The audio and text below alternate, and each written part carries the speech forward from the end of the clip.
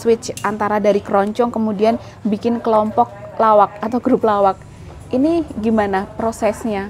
Kamu coba cekkan di kaset-kaset dagelan masa lalu, entah itu dagelan Jawa, entah dagelan Jawa Timuran, Jawa Barat, itu semua pemain ceweknya itu berani sama cowoknya. Dan itu kan akhirnya menjadi kayak budaya di masyarakat di zamannya cowok itu kalah sama cewek. Itu nggak boleh. Tapi kebanyakan kalau pas ada yang seksi gitu, berarti dibarengi sama banci. Oke. Wah, kelihatan saya keluar dulu. Wah, penonton wah seksi gitu. Wah, pakainya segini umpamanya.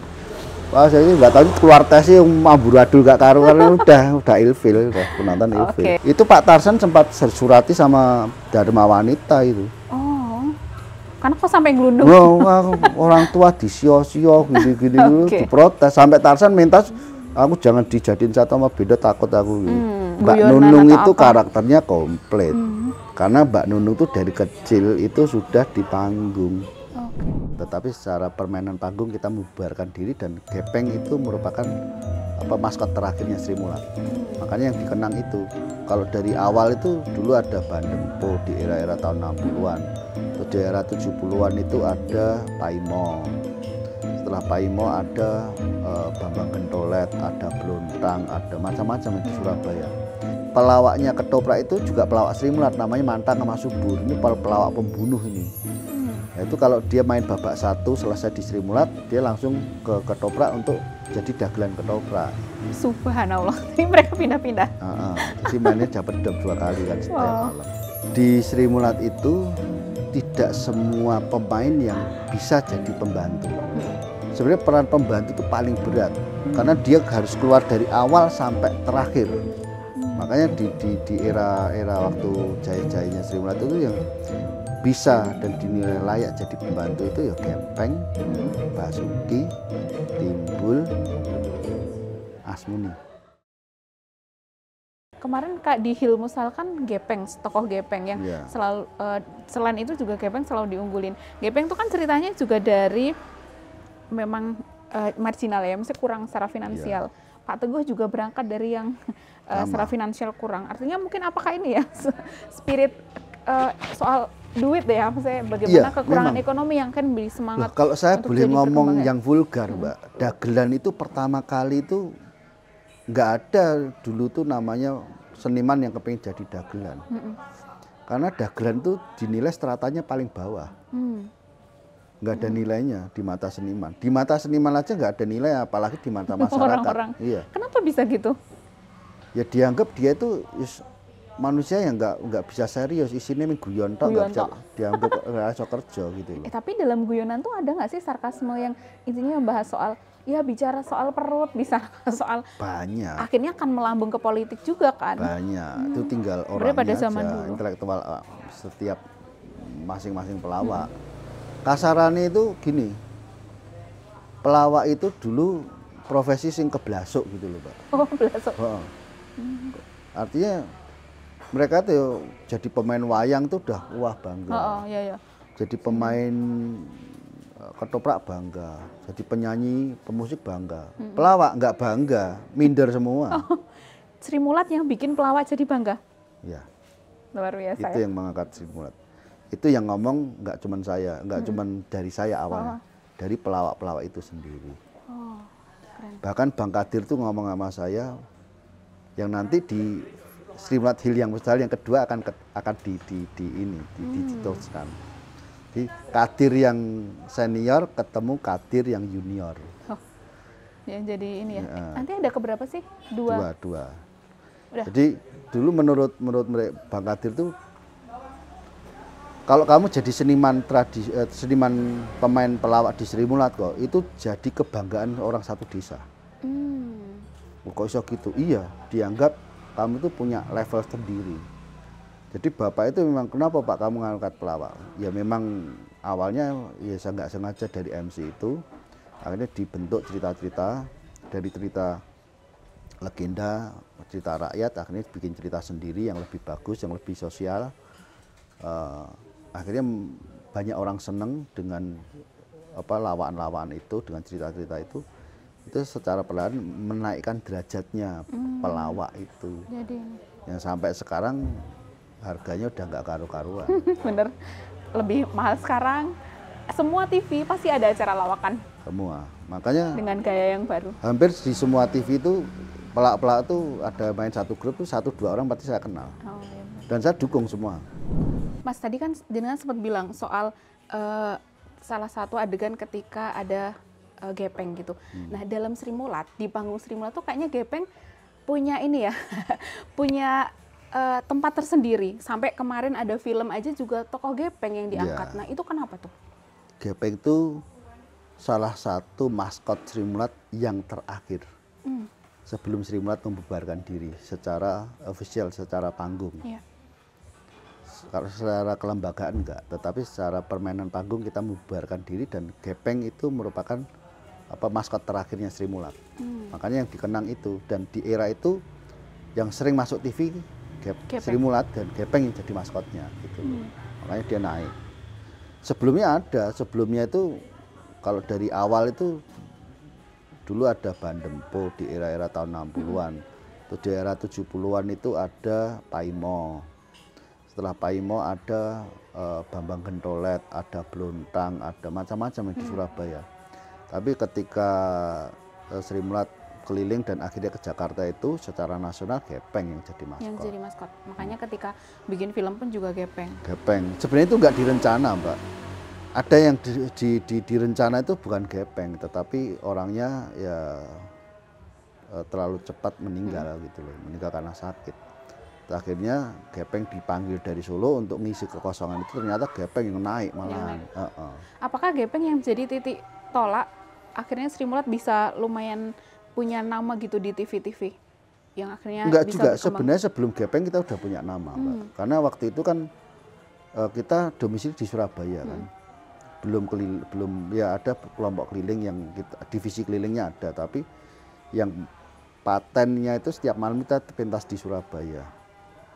Jadi kita hanya sebat TV waktu itu kan yang nyiarkan Surabaya sampai Jawa Tengah aja, nggak sampai Jogja, nggak sampai Jakarta, apalagi nasional nggak sampai. Jadi kita setiap berkala itu waktu 3 bulan sekali itu kita main di tim Taman Mini itu selama seminggu 2 minggu di sana. Kadang-kadang kita diambil syuting TVRI Jakarta juga gitu loh. Tetapi yang rutinitas karena kita di Surabaya ya terkenalnya hanya di daerah Jawa Timur, Indonesia bagian timur dan di Jawa Tengah aja, nggak sampai ke sana gitu. Kita cerita Sri Mulat dari sesi apapun, saya bisa ngomong, bahkan kemarin syuting itu banyak adegan itu true story. Padahal waktu penulisan naskah, saya nggak ngasih advice apapun. Kenapa bisa? Karena risetnya mereka yang oke. Mereka risetnya, si sutradara kan juga penulis. Dia ngomong, aku tuh riset dari buku, sama dari tayangan-tayangan yang di YouTube, Mas. Karena sumbernya dari situ. Tapi setiap adegan, begitu aku ngelihat adegannya kan sebelum syuting kita biasanya kan kayak rekonstruksi lagi kan. Tak arahin sebentar. Saya kan dampingi sutradara, tak arahin sebentar kayak gini. Ini karena kenapa aku ngarahin ini karena kalau kamu mau versi aslinya seperti ini, seperti itu persis, tapi ini seperti ini, dialognya seperti ini, mimiknya seperti tak arahin semua. Itu ada coachnya juga, ada pelatihnya juga ikut mengarahin gitu loh. Tapi dalam film Hil yang Musal kemarin itu berapa persen true story-nya? 85%. 85%. Iya. Ada nggak hal-hal yang mungkin tidak tersampaikan dalam film kemarin? Ada sih, ada. Apa tapi itu karena menyangkut waktu dan tempat. Salah satunya apa tuh, Mas? Salah satunya masalah umpamanya waktu gepeng main kendang pertama itu sebenarnya kejadian di Ketoprak. Jadi gepeng itu masuk ke Sri Mulat itu bukan masuk ke Sri Mulat. Satu keluarga itu keluarga yogo semua, pemain gamelan semua. Di saat itu Sri Ketoprak Cokrojiyo itu lagi butuh yogo. Karena yogo waktu itu kita nyomot RRI sama Siwedari. Kadang mereka bisa, kadang enggak. Sering bolong-bolong gitu loh. Nah, ketopraknya juga enggak terlalu ini. Begitu mereka masuk dari masuk ke Balik Kambang, ngelamarnya itu pemain gamelan semua. Bapaknya, gepeng, adiknya ipar itu masuk ke situ semua. Sekeluarga? Sekeluarga, sekeluarga besar. Tapi bener. Di Cokrojiyo ya? Cokrojiyo. Adiknya yang cewek itu adik iparnya itu jadi pemain, masih kecil. Terus Gepeng main kendang, bisa bapaknya main merebab, kadang yang gampang, adik-adik juga main-main itu. Nah, di saat itu pelawaknya ketoprak itu juga pelawak Sri Mulat, namanya Mantang sama Subur. Ini pelawak pembunuh ini. Itu kalau dia main babak 1 selesai di Sri Mulat, dia langsung ke ketoprak untuk jadi dagelan ketoprak. Subhanallah, ini mereka pindah-pindah. Jadi mainnya dapat 2 kali kan setiap malam. Dan bisa ya switch, karena kan beda menurut saya Sri Mulat dan ketoprak. Tapi mereka Mantang ini berangkatnya dari ketoprak, si Subur ini berangkatnya dari Ludruk. Mereka akhirnya gabung di situ, disatukan di Sri Mulat, akhirnya ngeblend, terus akhirnya juga disuruh mentas di ketoprak. Kadang-kadang mereka bikin juk-juk itu sama, kadang nggak lucu, ditimpali sama Gepeng dari bawah. Malah ketawanya di Gepengnya. Dulu. Diintip sama sutradaranya, ketoprak Pak Rustam. Sopo tuh ini kok orang lucu kok malah diintip, yang main kendang namanya Aris. Lapor sama bapak, itu Aris itu malah lucu loh Pak, gini-gini, mosok tapi kok nimpali. Dilihat sama bapak diem-diem ngeliat itu. Oh iya benar itu, besok dipanggil. Jadi itu yang mungkin yang agak miss ya, yang hilang, yang nggak ada dalam ya, film. Awalnya kalau yang di film kemarin kan dijadiin satu, seolah-olah itu sudah di Sri Mulat. Padahal di Sri Mulat dulu pernah ada gamelannya juga, bukan salah, enggak. Cuman eranya yang berbeda. Di eranya Gepeng sudah nggak ada gamelan Sri Mulat. Tetapi di era tahun 70-an itu ada gamelannya. Gitu loh. Jadi itu ya. Jadi terus panggungnya yang asli itu panggung ketoprak. Kalau ini dijadiin satu. Sri Mulat. Itu waktu itu jadi pertimbangan yang agak serius, tapi aku ngomong nggak apa-apa, nggak masalah. Karena mempersingkat juga ya Mas ya. Karena kalau untuk ngambil setting ini terlalu ribet, Pak. Jadi di setiap panggung Sri Mulat kan selalu ada ini ya Mas, kayak sosok pembantu yang sambil bersih-bersih dia akan menjadi kayak ngasih benang merah atau kadang pembuka. Nah itu kenapa pembantu? Apakah pembantu dan perempuan memang punya peran sentral di dalam setiap panggung Sri Mulat? Gini Mbak, di Sri Mulat itu tidak semua pemain yang bisa jadi pembantu. Ya ini ya. Karena apa? Karena untuk memerankan casting sebagai pembantu itu dibutuhkan orang yang dinilai benar spesial. Dia punya nilai juk yang tinggi. Dia harus bisa monolog. Dia harus bisa pegang benang merah cerita. Dia bisa mengumpan semua pemain yang keluar. Dan dia kalau di wayang itu seperti Ponokawan. Dia ngomong permainan, menjaga ritme permainan. Makanya kalau di Sri Mulat itu seseorang yang sudah di casting menjadi pembantu itu pangkatnya paling tinggi. Jadi pembantu adalah yang paling tinggi dalam panggung Sri Mulat. Gajinya paling tinggi. Karena dia harus paling luas ya. Ya, makanya di era waktu jaya-jayanya Sri Mulat itu yang bisa dan dinilai layak jadi pembantu itu ya Gepeng, Basuki, Timbul, Asmuni. Ini 4 orang ini. Pemain cowok ini yang dianggap bisa membawa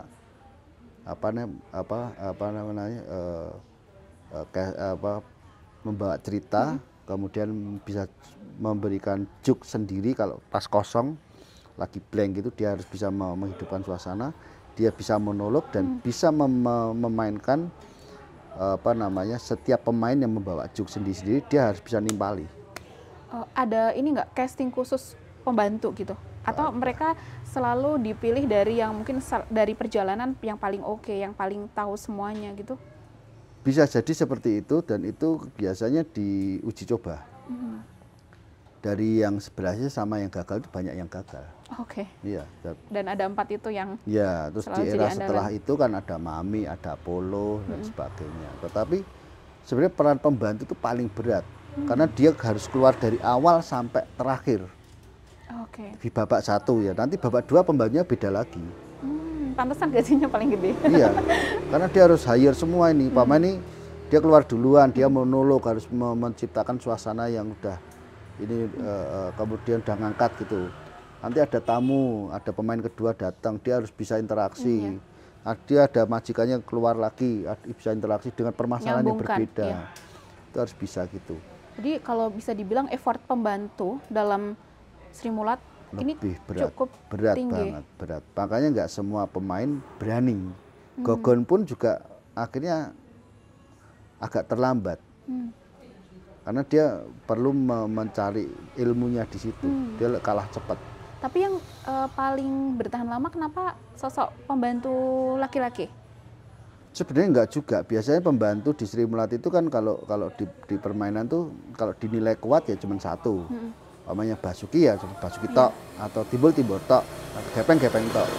Tapi kalau kadang-kadang pemain kita berlebih, ya udah dipartnerkan salah satu siapa. Ini pemain-pemain yang dipartnerkan biasanya yang nilai komedinya nggak terlalu kuat, hanya untuk membantu aja. Tapi kalau kadang-kadang Asmuni ada yang jadi pembantu Asmuni terus sama Gepeng udah nggak mungkin gitu, karena sama-sama kuat nggak mungkin jadi satu. Iya benar, malah nanti jadi ini ya. Iya, mubasir gitu loh, lawannya mubasir. Pasti Asmuni akan diswit ke yang lain. Tapi kadang-kadang ya jadi pembantu Gepeng, yang jadi pembantu Timbul, Gepengnya dilukir ke jadi pemain itu. Jadi memang di Sri Mulat itu kasarnya itu kan ada stratanya kayak di militer. Kalau kamu udah jadi pembantu tuh pangkatmu jenderal bintang 4. Oke. Karena itu paling susah. Ya, karena menyambungkan tadi ya masih antara mungkin itu beberapa babak dan dia harus paham gitu, paham semuanya. Paling berat gitu. Pembantu itu paling berat. Tapi bisa dibilang panggung Sri Mulat ini panggung yang cukup egaliter ya. Artinya posisi peran pembantu yang biasanya kalau di luar itu kan hanya tambahan ya. Hanya peran tambahan, tapi di sini malah dominan, punya poin paling penting. Paling gitu. penting. Karena ada benang merah meleset itu tanggung jawab pembantu juga. Yang dia harus narik lagi untuk balik lagi. Karena dia sebagai istilahnya sang pamomong punokawannya di situ. Kenapa dulu kepikiran tokoh pembantu ini yang jadi penengah? Kenapa nggak misal tokoh dari mungkin misal tokoh Bu Juju atau mungkin tokoh si cowok pemeran utama gitu? Karena pembantu ini kan keluar terus dari awal sampai akhir. Kalau yang pemain-pemain ini kan keluar nanti keluar masuk lagi, keluar masuk lagi beberapa season. Kalau ini kan terus di situ. Karena posisinya selalu ada di situ ya. Meskipun dia di situ nggak selalu ngomong. Kalau ini lagi ngomong, lagi ngelawak itu dia diem. Ya cuman respon biasa-biasa aja, tapi nggak ngomong. Tapi kadang-kadang dia ngelawak juga tidak harus ngomong, nggak harus pakai verbal, dengan pakai gerakan, pakai mimik juga bisa gitu loh. Gitu. Jadi ini kalau udah yang terbukti paling langsung dijadikan peran. Tapi untuk ke situ tuh belum tentu bisa dalam waktu apalagi 2-3 tahun belum tentu bisa masuk. Rata-rata berapa tahun untuk bisa pada level ini? Tergantung orangnya. Ya tergantung orangnya. Kalau seperti Gepeng itu cepat, karena dikasih tahu cepat. Dan didukung sama pemain-pemain yang lain. Tapi kalau yang nggak berhasil juga banyak gitu. 2 tahun nggak berhasil ya udah tetap jadi pemain biasa, nggak jadi pembantu. Gitu. Jadi lebih besar gajinya ya daripada tokoh lebih utama. Besar dan dia lebih dihargai di kalangan pemain dia lebih dihargai. Bukan karena besarnya gaji tapi ya kalau dia nggak respect sama pemain yang lain, nggak respect sama dia, ketika nanti keluar nggak direspect sama si pembantu mati gitu. Benar-benar. Karena tokohnya emang tokoh sentral ya? Iya, sentralnya di situ. Sri Mulat itu mulai jaya dari Sri Mulat Surabaya itu tahun 76. Sampai tahun yang panggung ya, 84. Yang sampai bikin gedung sendiri di Solo itu ya, terus balik Kambang, terus Pedari. Yang mungkin semua pentas seni di Solo dikuasai Sri Mulat. Nggak cuman Solo Mbak, Indonesia. Di Indonesia. Nah, Andri, Sule, Mas Parto, Ajis itu kan sama saya juga berkawan. Dia ngakuin, apalagi di situ ada Mbak Nunung mempengaruhi mereka juga. Mereka ngakuin dan kita saling menghormati gitu. Waktu Sri Mulat waktu itu sudah turun, ganti OVJ naik, saya dukung penuh. Raffi Ahmad tuh kayak apa? Iya tuh. Iya. Cak Lontong tuh pukul tuh kayak apa? Mereka nggak tahu Sule itu kayak apa. Mereka nggak tahu aja.